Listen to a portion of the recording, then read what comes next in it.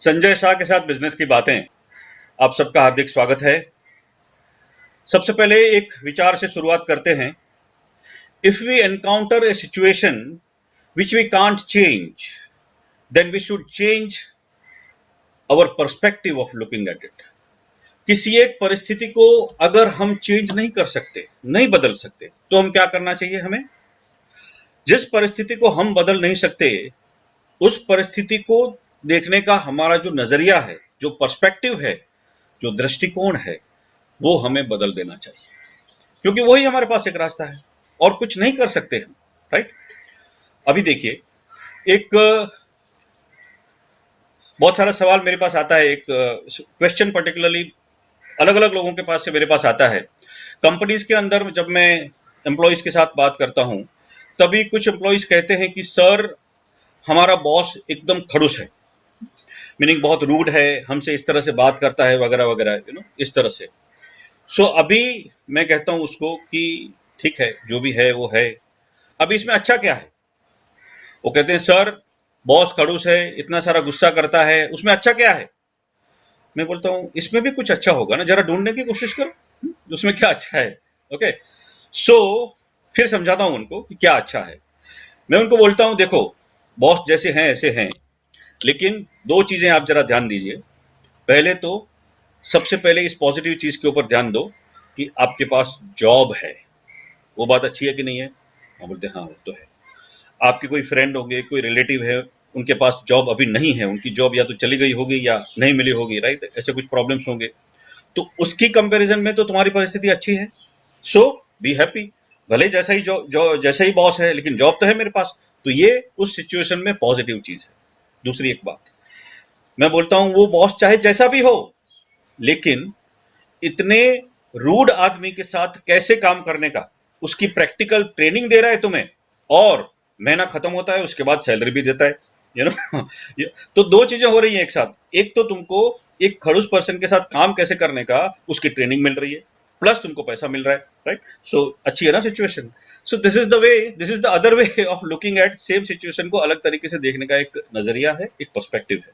उसी तरह से अभी जो हमारे साथ हो रहा है, देखो कितनी सारी तकलीफें शुरू हो गई हैं हमारे पूरे विश्व के अंदर। हमारी जिंदगी इस तरह से रुक गई है, हमारे बिजनेसेस, हमारे प्रोफेशन सब अटक गए हैं। अब इस सिचुएशन में अच्छा क्या है, ये सवाल आएगा आपके दिमाग के अंदर, क्या अच्छा है? इस सिचुएशन के अंदर भी अच्छा नहीं है तो ढूंढना पड़ेगा। राइट। मैं इस तरह से देखता हूं इस सिचुएशन को कि चलो, इस सिचुएशन में बहुत तकलीफें हैं, बहुत मुसीबतें हैं, मैं मानता हूं, लेकिन अच्छा क्या है? अच्छा ये है कि अभी भी मैं जीवंत हूं, अभी मैं जीवित हूं, मुझे कुछ कुछ पर्सनली कुछ प्रॉब्लम नहीं हुआ है, मेरा स्वास्थ्य अच्छा है। ये सबसे पहली अच्छी बात है जो मुझे ध्यान रखना है। राइट। कि मैं कम से कम ठीक हूं, ये सबसे बड़ी अच्छी बात है। So be happy about that. Second thing, आप कहते हैं कि 2 महीना 3 महीना मेरा बिजनेस बंद हो जाएगा, 25% तक का डायरेक्टली एक्सपेंसेस का लॉस हो रहा है मुझे, अब इसमें क्या अच्छा है? सही बात है, ये भी एक बहुत ही बड़ा नुकसान है। लेकिन इसमें अच्छी बात यह है कि सबसे पहले ये नुकसान में हम अकेले नहीं हैं। ये एक ऐसी तकलीफ है जिसमें पूरा देश और दुनिया के करीब बहुत सारे देश के लोग भी उसमें शामिल हैं। सब लोगों को इसी टाइप की तकलीफें हैं। तो ये समस्या का जो भी हल निकलेगा, जो भी अलग अलग लोग सोल्यूशन करेंगे, उस सोल्यूशन का हमको भी थोड़ा थोड़ा पता चलेगा। राइट। सो इस सिचुएशन में अच्छा अच्छा ये है कि जो भी होगा उसमें से कैसे, इस कठिनाई में से भी कैसे बाहर निकलने का, उसकी मुझे ट्रेनिंग मिलेगी। सो इस तरह से किसी ना किसी तरीके से जो भी सिचुएशन है, हमें उसमें से कुछ पॉजिटिव निकाल के खुश रहने का रास्ता निकालना ही होगा, क्योंकि जो भी संजोग है उसको हम बदल नहीं सकते।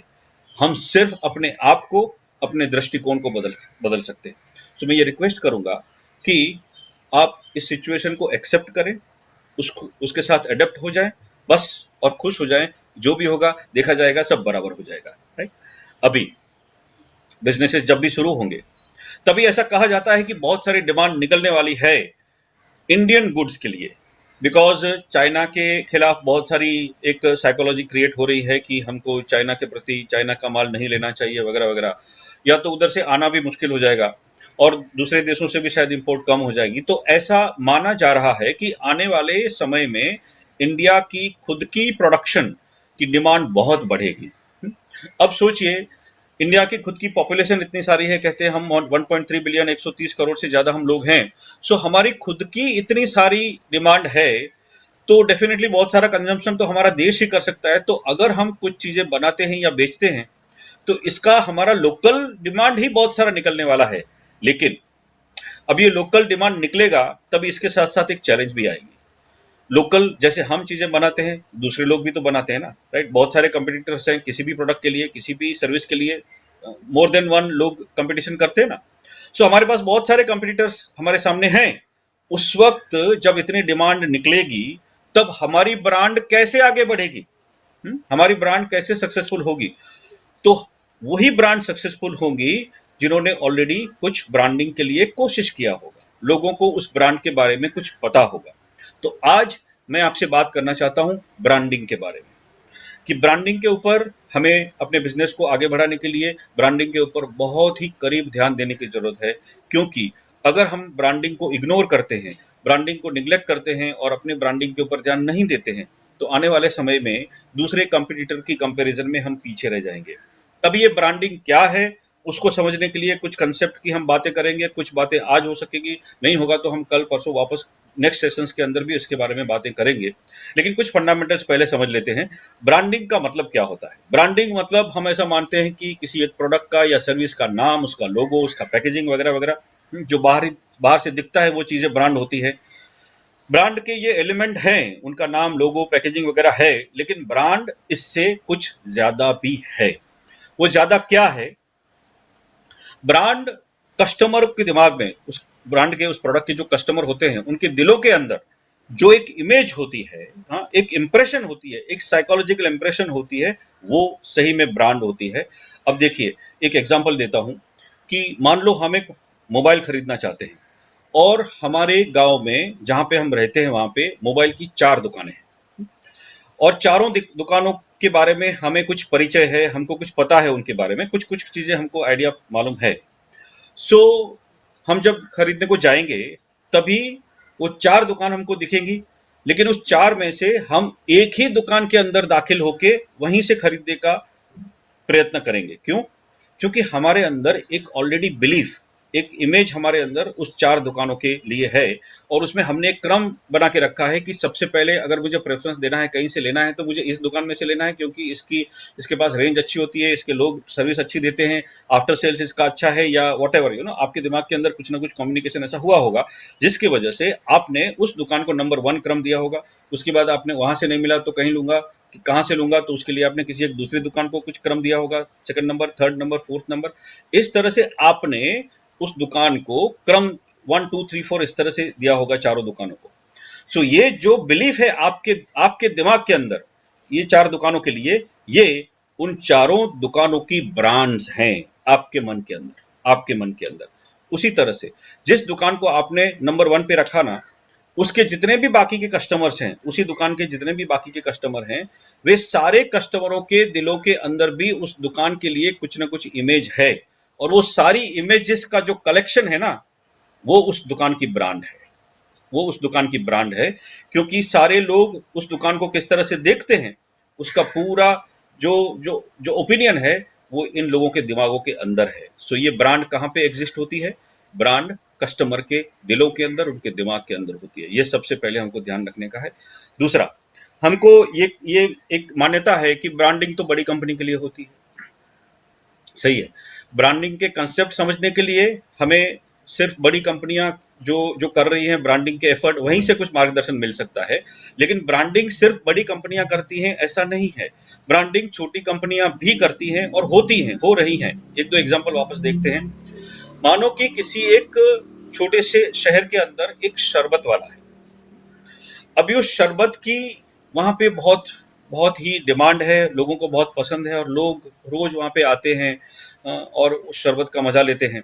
सो वो शरबत भी उस शहर के अंदर एक फेमस ब्रांड है।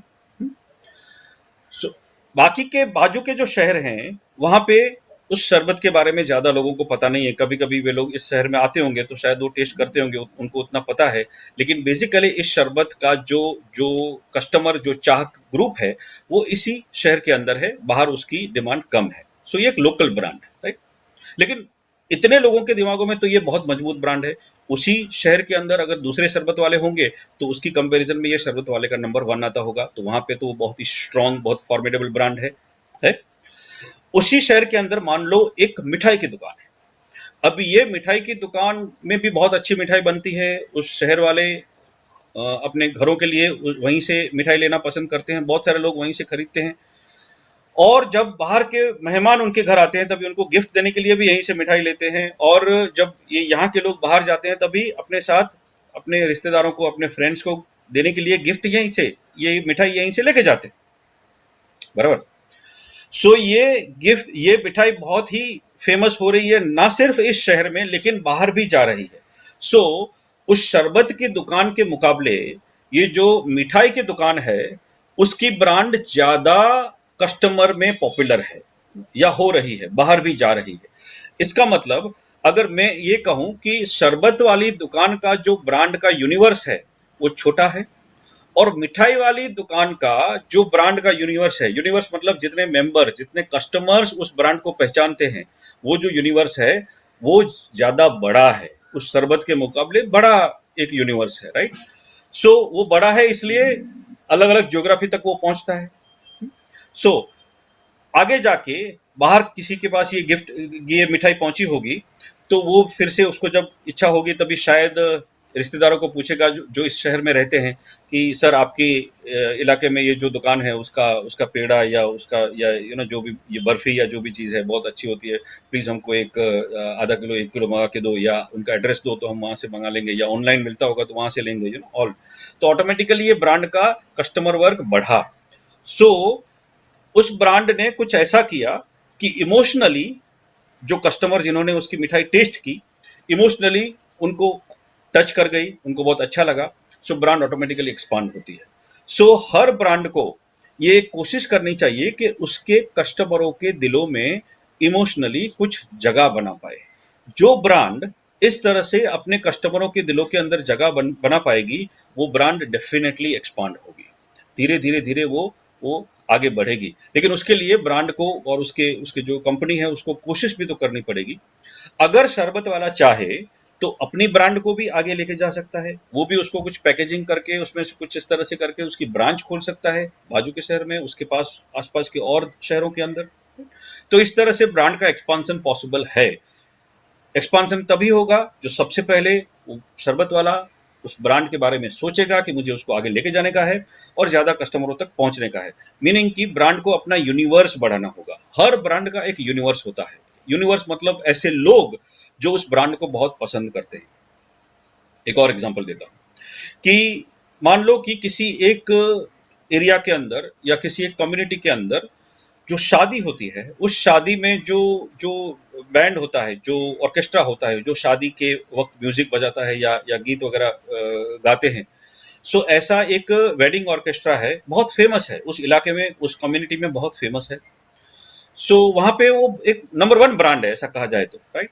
लेकिन बाजू वाले स्टेट में या देश के दूसरे स्टेट्स के अंदर या दूसरे कंट्रीज के अंदर उसको कोई पहचानता ही नहीं है। पॉसिबल है ऐसा, राइट। लेकिन इस इलाके में उस वेडिंग ऑर्केस्ट्रा का बहुत बड़ा डिमांड है, नंबर 1 ब्रांड है। ओके, अभी उस कम्युनिटी का जहां पे ये बहुत फेमस है, उस कम्युनिटी का एक फैमिली मानो कि किसी और देश में रहता है, मीनिंग मान लो कि लंदन इंग्लैंड में रहता है या यूएसए के न्यू जर्सी में रहता है, वहां पे रहता है। और वहां पे उनके बेटे की शादी है, और उस शादी में अभी देखो ट्रेडिशनल इंडिया का ही फैमिली है तो वहां पे भले शादी वहां करेंगे लेकिन इसी तरीके से करने की कोशिश करेंगे, इसी ट्रेडिशन को उसी तरह से सेलिब्रेट करेंगे। तो उस वक्त वे पूछेंगे अपने इंडियन रिश्तेदारों को कि भाई हमें एक वेडिंग ऑर्केस्ट्रा चाहिए, न्यू जर्सी में मेरी बेटी की शादी है, तो क्या करना चाहिए, किसको बुलाना चाहिए। तो उनके जो इंडियन रिलेटिव्स है वो रिकमेंड करेंगे कि देखो हमारे इलाके में ये ऑर्केस्ट्रा बहुत फेमस है, आप उनको बुला लो, राइट। सो ये ब्रांड जो अभी तक सिर्फ इस इलाके में थी वो न्यू जर्सी पहुंच गई, उसने वहां पे परफॉर्म किया। इसका मतलब है कि इस ब्रांड की ज्योग्राफी बढ़ी, ज्योग्राफी बढ़ी। कह सकते हैं कि अब इस इलाके में नहीं है, वो ब्रांड इंटरनेशनल हो गई। लेकिन सही मायने में वो ब्रांड इंटरनेशनली नोन नहीं हुई, ज्योग्राफिकली दूसरे देश तक पहुंची, लेकिन अभी भी उस ब्रांड का यूनिवर्स उस कम्युनिटी के तक सीमित ही है। उतने लोग ही उस ब्रांड को जानते हैं। अभी न्यू जर्सी के अंदर भी दूसरी कम्युनिटीज को पता भी नहीं है कि ये ब्रांड यहाँ पे आई थी, परफॉर्म करके वापस गई है, शायद पता भी नहीं चलेगा, क्योंकि उन्होंने वो वेडिंग अटेंड भी नहीं किया। सो ब्रांड को अगर ज्योग्राफिकली भी आगे बढ़ना है तो अपना यूनिवर्स बढ़ाना बहुत जरूरी होता है, और इसीलिए इसके ऊपर हमें ध्यान देने की बहुत जरूरत होगी आने वाले समय के अंदर। अगर हम इंडिया के अंदर जो अपॉर्चुनिटी आने वाली है उस अपॉर्चुनिटी का फायदा लेना चाहते हैं, तो हमारी ब्रांड कैसे डेवलप हो, हमारी ब्रांड का यूनिवर्स कैसे बड़ा हो, किस तरह से हम ज्यादा से ज्यादा कस्टमरों तक पहुंचे, उनकी जिंदगियों को छुएं, उनको इमोशनली उनके साथ कनेक्ट करें, ये सारी चीजों के ऊपर बहुत ध्यान देना पड़ेगा। सो मैं ये एक एडवाइस करता हूं कि ब्रांडिंग के ऊपर बहुत ध्यान दो। ऐसा मत सोचो कि जो टीवी पे ऊपर एडवर्टाइजमेंट देते हैं, टीवी के ऊपर या मैगजीन के अंदर या न्यूज़पेपर के अंदर या रेडियो के ऊपर बड़ी बड़ी एडवर्टाइजमेंट दे सकता है वही ब्रांडिंग कर सकता है। नो, जो ह्यूमन बीइंग को, अपने कस्टमर को खुश कर सकता है, उसके साथ इमोशनली कनेक्ट करता है, वो हर एक कंपनी, वो हर एक प्रोडक्ट सर्विस, एक सक्सेसफुल ब्रांड उस कस्टमर के दिल के अंदर बैठ सकती है। देखिए, हम सब, हमारे अंदर भी कुछ ब्रांड्स किस तरह से स्थापित हो गई हैं, जरा उसका आप गौर करेंगे तो पता चलेगा कि हम सुबह उठते हैं तो हमको एक टूथपेस्ट चाहिए, नहाने के लिए हमको एक साबुन चाहिए या शैम्पू चाहिए या हेयर ऑयल चाहिए आफ्टर आफ्टर बाथ। सो ये ऐसी छोटी छोटी बहुत सारी ऐसी चीजें, हमको एक चाय पत्ती चाहिए, हमको एक मिल्क चाहिए। सो ये हर एक प्रोडक्ट जो हम यूज करते हैं, उस हर एक के लिए हमारे दिमाग के अंदर एक नाम फिक्स हो गया है। हमारे टूथपेस्ट के लिए कोई एक नाम फिक्स हो गया है, हम वही टूथपेस्ट यूज करते हैं। नहाने का साबुन हमारे लिए फिक्स हो गया है, हम वही साबुन यूज करते हैं, वही शैम्पू। चाय अगर बनानी है तो वही पत्ती हम लेते हैं। अगर हम मॉल में जाते हैं तो वहां पे 50 टाइप की चाय पत्ती होगी, हम उसमें से किसी को नहीं उठाएंगे, हम अपनी जो रेगुलर फेवरेट ब्रांड है उसी को उठाते हैं। क्यों? क्योंकि उस ब्रांड ने मेरे मन के अंदर एक जगह कायम कर ली है। सो हर एक कस्टमर के दिमाग के अंदर ऐसे खाने होते हैं। खाने खाने मतलब यहाँ पे एक टूथपेस्ट का खाना, एक साबुन का खाना, एक शैम्पू का खाना, एक चाय पत्ती का खाना, एक हेयर ऑयल का खाना, एक किसी मोबाइल का खाना, ये अलग अलग टाइप की चीजों ब्रांड का खाना होता है। सो उस हर एक ब्रांड, हर एक खाने के अंदर एक ब्रांड जाके बैठी हुई है। और अगर हमें भी उस कस्टमर की जिंदगी का कायमी हिस्सा बनना है, तो हमें उस जिंदगी, उसके मन के अंदर, उस खाने के अंदर जगह करनी होगी, और उसके लिए हमें उसके साथ इमोशनली कनेक्ट होना पड़ेगा। इमोशनली कनेक्ट होने के लिए कस्टमर को जो चाहिए वो हमें देना पड़ेगा, उसको खुश करना पड़ेगा। अब ये कैसे हो सकता है?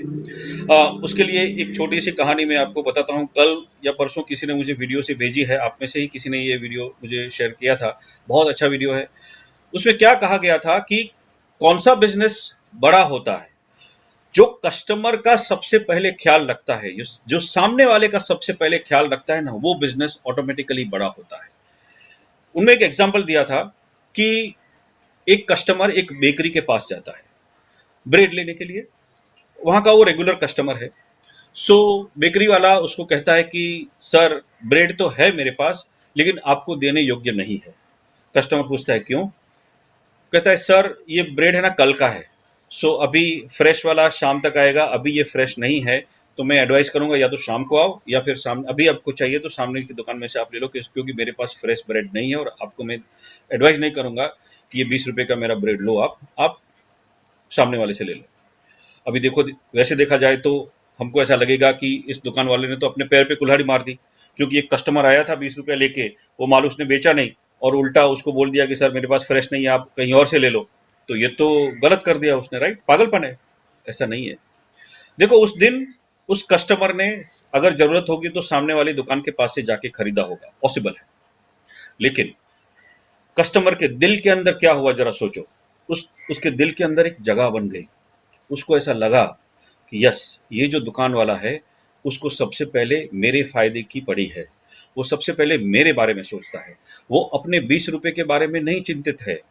अगर मैं 20 रुपया, अगर मैं चाहूँ तो मुझे पता नहीं लगता था, वो मुझे 20 रुपए की ब्रेड दे देता था, और मेरा 20 रुपया उसके पास पहुंच जाता था, और उसको उसमें से जो 2-3 रुपया मिलने वाला था वो मिल सकता था। लेकिन उसने अपने फायदे के बारे में नहीं सोचा, उसने मेरे बारे में सोचा। इसलिए आज भले ही मैंने सामने से ब्रेड ले ली क्योंकि मुझे अभी की जरूरत थी, लेकिन अब के बाद जब भी मैं ब्रेड लेने आऊंगा, मैं उसी बेकरी के पास जाऊंगा, क्योंकि ये आदमी अच्छा इंसान है, इसकी सोच सही है, इसके नैतिक मूल्य सही है, राइट? सो इस तरह से वो हमेशा के लिए उस ब्रांड का कस्टमर बन जाएगा। तो ये बहुत इंपॉर्टेंट है, क्योंकि कस्टमर इमोशनली कनेक्ट हुआ। देखो, हम 20 रुपए की ब्रेड उसको चिपका देने के लिए हम शॉर्टकट भी मार सकते थे, उसके साथ झूठ बोल के कि हाँ सर ये सही है, आप लेके जाओ, बहुत अच्छा है करके उसको। लेकिन जब वो घर पे जाएगा, उसको पता चलेगा कि ये तो ब्रेड उसने मुझे कल का वासी ब्रेड दे दिया, तो उसको बहुत खराब लगेगा और इमोशनली वो हमको नापसंद करना शुरू कर देगा। तो इस टाइप की चीजें हम करेंगे तो हमारी ब्रांड वीक होगी, मजबूत नहीं होगी। इसलिए अगर आने वाले समय के अंदर जो अपॉर्चुनिटीज आएंगी, उसको अगर हमें आगे उसके अंदर अगर हमें बहुत ही सक्सेसफुल होना है, उसका फायदा लेना है, तो हमें अपनी ब्रांडिंग के ऊपर फोकस करना पड़ेगा। और ब्रांडिंग का फोकस, इसका मतलब कि कस्टमर को इमोशनली कनेक्ट करने का फोकस। अगर हम कस्टमर के साथ इमोशनली कनेक्ट होंगे तो हमारी ब्रांड बहुत ही मजबूत होगी। तो ये एक चीज के ऊपर खास हमको ध्यान देने की जरूरत होगी। यस, आने वाले समय के अंदर बहुत सारी अपॉर्चुनिटीज आने वाली हैं, इस देश के अंदर भी बहुत सारे ऑप्शंस आने वाले हैं, बहुत सारी डिमांड निकलेगी। जैसे ही सब सेटल हो जाएगा, 6-8 महीनों के बाद जब मार्केट वापस नॉर्मल हो जाएगी, तब बहुत सारे डिमांड निकलेंगे। लेकिन उस डिमांड का फायदा किसको मिलेगा? जिन्होंने अपने कस्टमरों के साथ, कस्टमरों के दिलों के अंदर जगह बनाई होगी, अपनी एक ब्रांड क्रिएट होगी, उनके साथ इमोशनली कनेक्ट किया होगा। सो इस चीज के ऊपर खास ध्यान दें। ब्रांडिंग के बारे में हम वापस आने वाले दिनों के अंदर कुछ बात करेंगे। उसके पहले बहुत सीरियस बातें मैंने कर दी, राइट? अभी कुछ एक छोटा सा जोक करके मैं खत्म करता हूँ। मुझे एक मैसेज आया, एक फ्रेंड मेरा है, वो ऐसे जोक्स मुझे भेजता रहता है। उसने मुझे कल एक मैसेज भेजा है। वो कहता है कि दम बिरयानी किसको कहते हैं? सो दम बिरयानी वो होती है कि बीवी कल के बचे हुए चावल, कल शाम के बचे हुए चावल को आज मसाला डाल के, उसको मसाला राइस बना के, गुस्से से दम मार के मुझे खिला दे, उसको कहते हैं दम बिरयानी। राइट? बस this is just for having a laugh. Don't worry, don't be so serious in life. जिस तरह से शुरुआत में हमने देखा कि हमारे पास जब कोई ऑप्शन नहीं होता किसी एक परिस्थिति को देखने का, तो हमें उस परिस्थिति को देखने का अपना नजरिया, अपना दृष्टिकोण, अपना पर्सपेक्टिव चेंज करना चाहिए। इसी तरह से बस जो हो रहा है उसको एक्सेप्ट करते हैं, एडप्ट करते हैं और आगे बढ़ते हैं। सो आप सबको एक रिक्वेस्ट है, अगर आपको मेरी ये बात अच्छी लगी तो आप जरूर उसको लाइक करिए और शेयर जरूर करिए। Please share it maximum groups के अंदर, आपके फेसबुक के ग्रुप्स, आपके व्हाट्सएप के ग्रुप्स, या और कोई सोशल मीडिया जहां पे भी आप लोगों के साथ कनेक्टेड हैं। लोगों को मेरी कोशिश है कि आने वाले समय के अंदर जो अपॉर्चुनिटीज आएंगी, उस अपॉर्चुनिटी का हम एज ए बिजनेस कैसे फायदा ले सकें, उसके कुछ आइडियाज मैं शेयर कर रहा हूं। हमने, आपको याद होगा कि लास्ट कुछ सेशंस के अंदर बात किया था, हमारा माइंडसेट कैसे हम इंप्रूव करेंगे, हमारे बिजनेस की जड़ों को अंदर तक कैसे लेके जाएंगे, मूल्य सर्जन कैसे करेंगे ताकि कस्टमर हमारे पास आते रहें, लंबे समय तक हमारा बिजनेस का ग्रोथ कैसा हो, उसके लिए हमने कल बात की थी। और हमारी ब्रांड कैसे आगे बढ़े, उसके लिए हमने बात करना शुरू किया है। तो ये सारी कोशिश इस तरफ है कि लोगों को अपने बिजनेसेस के अंदर ग्रो करने का, उसको उसको बढ़ाने का कुछ एडवाइस मिले, कुछ उसमें से मार्गदर्शन मिले। तो ये मार्गदर्शन आपके बिजनेस के सर्कल में जितने भी लोग हैं वहां तक पहुंचे, इसके लिए मेरी रिक्वेस्ट है कि आप इसको बहुत शेयर करिए, बहुत सारे लोगों तक पहुंचाइए। और उनको मेरी टेलीग्राम चैनल है, वहां पे भी सब्सक्राइब करने को कहिए। टेलीग्राम पे हिंदी बिजनेस गाइड आप सर्च करेंगे तो आपको ये चैनल मिलेगी। वहाँ पे मेरे डेली मैसेजेस आपको मिलेंगे, मेरे वीडियोस वगैरह के लिंक मैं वहाँ पे भेजता हूँ। फेसबुक के ऊपर ये जो मेरा जो पेज है, जहाँ पे अभी मैं बोल रहा हूँ, जहाँ से हम कनेक्टेड हैं, हिंदी बिजनेस गाइड, उस पर भी आप फॉलो करिए। लोगों को भी उसको फॉलो करने के लिए उसको शेयर करिए। तो please spread this so that हम देश के लिए, अपने खुद को, बिजनेस को आगे बढ़ाने के लिए कुछ कर सकें, और इस तरह से देश की इकोनॉमी को भी एक आगे बढ़ाने के कुछ कंट्रीब्यूशन उसके अंदर हम कर सकें। राइट? इसके लिए हार्दिक आपको शुभकामनाएं। सब कुछ सही हो जाएगा। बस तब तक जैसे हमको सरकार के द्वारा कहा जा रहा है, प्लीज घर पे रहिए, स्वस्थ रहिए, खुश रहिए। कल सुबह 10 बजे वापस इसी तरह से मिलेंगे बिजनेस की कुछ और बातें करने के लिए। तब तक thank you very much, wish you all the best.